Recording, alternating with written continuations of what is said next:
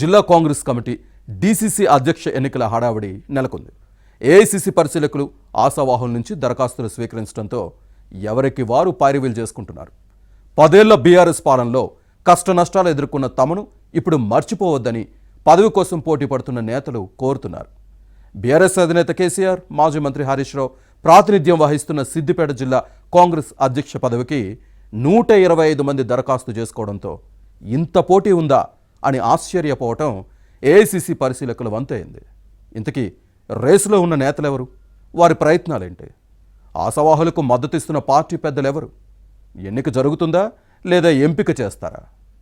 Watch this inside story.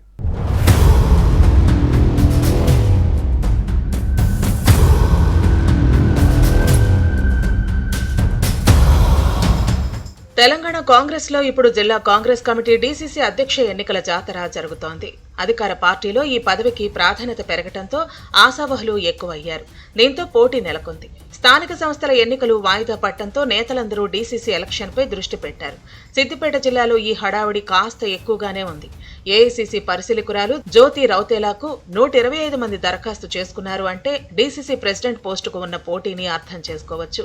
అందిన అప్లికేషన్లను చూసి ఏంటి ఇంత పోటీనా అని పరిశీలకురాలే ఆశ్చర్యపోయారు. అయితే పేరుకే ఎన్నిక, కానీ చివరికి జరిగేది ఎంపికేనని హస్తం పార్టీ నేతల్లో వినిపిస్తోంది. దరఖాస్తులను పరిశీలించిన తర్వాత అర్హత లేని వారిని పక్కన పెడతారు. దీంతో పీఠం ఎవరికి దక్కుతుందన్న అంశంపై ఉత్కంఠ నెలకొంది.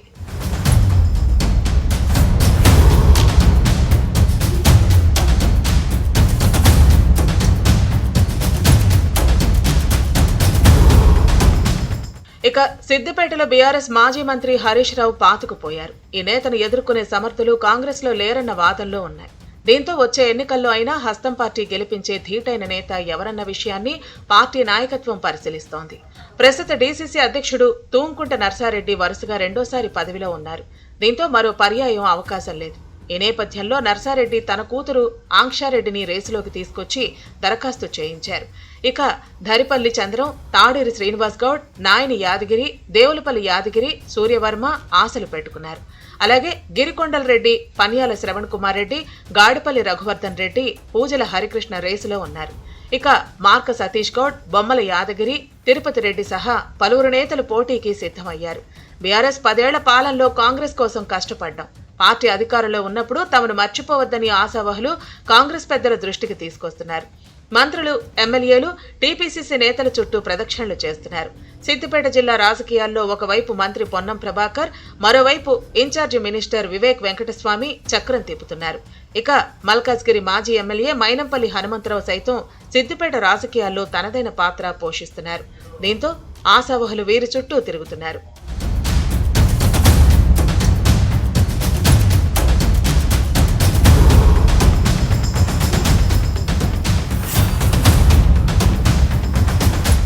మరోవైపు నామినేటెడ్ పోస్టులు ఆశించి భంగపడిన నేతలు డీసీసీ అధ్యక్ష పదవి కోసం తమ ప్రయత్నాలను ముమ్మరం చేశారు. ప్రభుత్వ పదవి లేకపోయినా పార్టీ పోస్ట్ అయినా ఇవ్వాలని కోరుతున్నారు. నియోజకవర్గ ఇన్ఛార్జీలకు డీసీసీ అధ్యక్ష పదవి దక్కే అవకాశం లేదని భావిస్తున్నారు. బీఆర్ఎస్ అధినేత కేసీఆర్ ప్రాతినిధ్యం వహిస్తున్న గజ్వేల్ నియోజకవర్గం సిద్దిపేట జిల్లాలోనే ఉంది. మాజీ మంత్రి హరీష్ రావు ఇక్కడే ఉన్నారు. దుబ్బాక నుంచి గులాబీ పార్టీ ఎమ్మెల్యే కొత్త ప్రభాకర్ రెడ్డి ప్రాతినిధ్యం వహిస్తున్నారు. దీంతో కాంగ్రెస్ ను బలోపేతం చేసే నేతకే డీసీసీ పగ్గాలు అప్పగించే అవకాశం ఉంది. ప్రస్తుతం తుంకుంట నర్సారెడ్డి డీసీసీ అధ్యక్షుడిగా ఉండటంతో ఈసారి బీసీకి అవకాశం ఇవ్వాలనే డిమాండ్ వస్తోంది. ఈ అంశాన్ని పరిగణలోకి తీసుకుంటే దర్పల్లి చంద్రం, తాడేరి శ్రీనివాస్ గౌడ్ పేర్లను పరిగణలోకి తీసుకునే అవకాశం ఉందని భావిస్తున్నారు. అలాగే మరికొందరు బీసీ నేతలు కూడా తమకు ఇవ్వాలని కోరుతున్నారు. అయితే ఎవరి ప్రయత్నాలు ఎలా ఉన్నా ఇక జిల్లాలో చక్రం తిప్పుతున్న మంత్రి పొన్నం ప్రభాకర్ సూచించిన నేతకే డీసీసీ అధ్యక్ష పదవి లభించే అవకాశం ఉంది. సిద్దిపేట జిల్లా కాంగ్రెస్ అధ్యక్ష పదవిపై పార్టీ నాయకత్వం ఏ నిర్ణయం తీసుకుంటుందో చూడాలి.